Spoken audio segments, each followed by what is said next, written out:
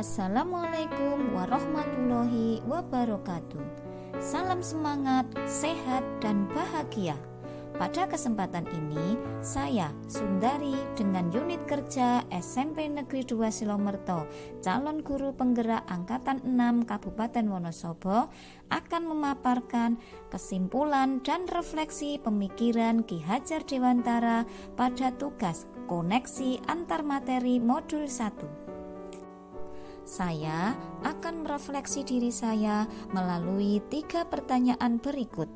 Pertama, apa yang saya percaya tentang murid dan pembelajaran di kelas sebelum saya mempelajari modul 1.1? Kedua, apa yang berubah dari pemikiran atau perilaku saya setelah mempelajari modul 1.1?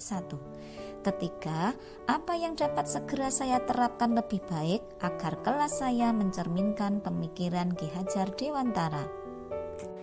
Saya percaya tentang murid dan pembelajaran di kelas sebelum saya mempelajari modul 1.1, yaitu bahwa pertama, peran guru lebih dominan daripada murid atau teacher center. Dalam proses pembelajaran, saya masih terlalu banyak menggunakan metode ceramah dan murid hanya mendengarkan. Kedua, murid kurang aktif selama proses pembelajaran. Ketika saya memberikan pertanyaan apersepsi, murid saya belum berani mengemukakan pendapat untuk menjawab. Mereka baru berani pada tahap menjawab secara klasikal. Ketiga, saya kurang memahami karakteristik murid. Saya belum melaksanakan tes diagnostik pada murid, sehingga saya cenderung menyamakan kemampuan murid dan belum melaksanakan pembelajaran berdiferensiasi. Keempat, pembelajaran yang saya lakukan masih terfokus pada ketercapaian materi dan KKM dengan mengutamakan aspek kognitif, sedangkan proses pembelajaran pada hakikatnya bukan hanya untuk mentransfer ilmu, tetapi juga membimbing murid sesuai minat dan bakatnya serta berkarakter. Kelima, saya menganggap bahwa salah satu keberhasilan saya dalam pembelajaran adalah apabila suasana kelas tenang, tertib, dan murid memahami materi. Berikut gambaran suasana kelas saya sebelum saya mempelajari modul 1.1. Materi organ pada tumbuhan. Kali ini kalian sebutkan organ pada tumbuhan. Ada berapa anak-anak? 5.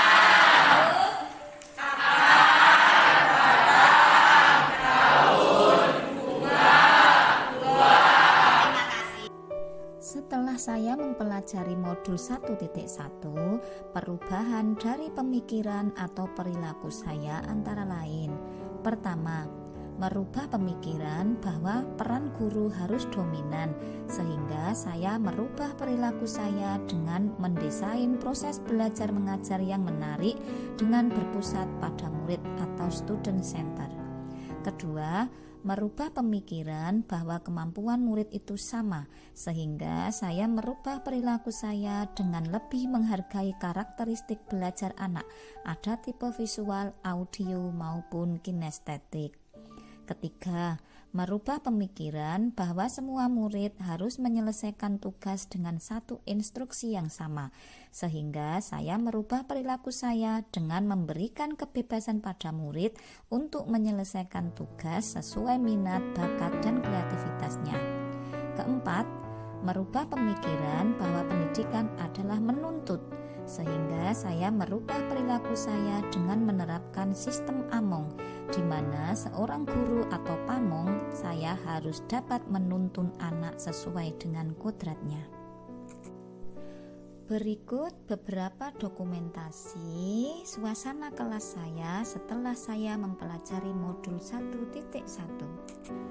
Saya memberikan kebebasan pada murid untuk menyelesaikan tugas sesuai dengan minat, bakat, dan kreativitasnya.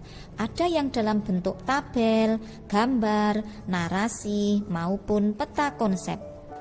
Kemudian dipresentasikan di mana murid saling melengkapi jawaban dari kelompok lain. Dalam hal ini, murid sudah memiliki keberanian untuk mengemukakan pendapat. Selanjutnya, murid percaya diri dalam menampilkan karyanya di mading kelas dan masing-masing kelompok secara bergantian mengunjungi hasil karya kelompok lain. Selanjutnya, agar kelas saya mencerminkan pemikiran Ki Hajar Dewantara, penerapan yang segera akan saya laksanakan di kelas antara lain: pertama, merancang pembelajaran yang interaktif dan menyenangkan dengan melibatkan murid, di mana kita selalu memberikan umpan balik kepada murid dari setiap materi yang dipelajari. Kedua, menerapkan pembelajaran berbasis kearifan lokal serta mengintegrasikan pembelajaran untuk mencapai profil pelajar Pancasila. Dengan pembelajaran yang berbasis kearifan lokal akan dapat membentengi diri murid dari pengaruh negatif budaya dari luar serta dapat meningkatkan jiwa nasionalisme.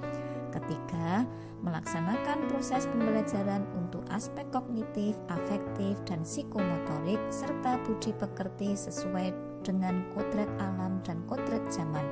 Pembiasaan-pembiasaan yang baik akan selalu saya teladankan kepada murid tentang bagaimana mereka harus bersikap agar menjadi pribadi yang lebih baik. Keempat, menerapkan pendidikan yang menuntun melalui sistem AMONG dengan menerapkan pola asih, asuh, dan asah dalam rangka mengantarkan murid kita untuk mencapai keselamatan dan kebahagiaan yang setinggi-tingginya. Kesimpulan yang dapat saya sampaikan bahwa dasar-dasar pemikiran Ki Hajar Dewantara harus segera kita terapkan dalam proses pembelajaran di kelas maupun sekolah, yaitu pertama, pendidikan pada hakikatnya adalah untuk memuliakan anak. Anak tidak terlahir seperti kertas kosong yang bisa kita gambar sesuai kehendak kita. Setiap anak sudah memiliki garis-garis kodrat yang masih samar-samar dan tugas kita sebagai pendidik adalah untuk menebalkan garis-garis kebaikan dalam diri anak serta membiarkan garis-garis yang dianggap kurang baik hingga tidak terlihat. Kedua, pendidikan adalah menuntun anak sesuai dengan minat dan bakatnya, di mana guru memberikan arahan yang baik agar anak dapat mencapai keselamatan dan kebahagiaan yang setinggi-tingginya. Ketiga, pendidikan adalah menebalkan laku anak sehingga memiliki budi pekerti dan karakter sesuai profil pelajar Pancasila. Demikian pemaparan saya tentang koneksi antar materi pemikiran filosofi Ki Hajar Dewantara. Terima kasih. Salam semangat, sehat, dan bahagia. Wassalamualaikum warahmatullahi wabarakatuh.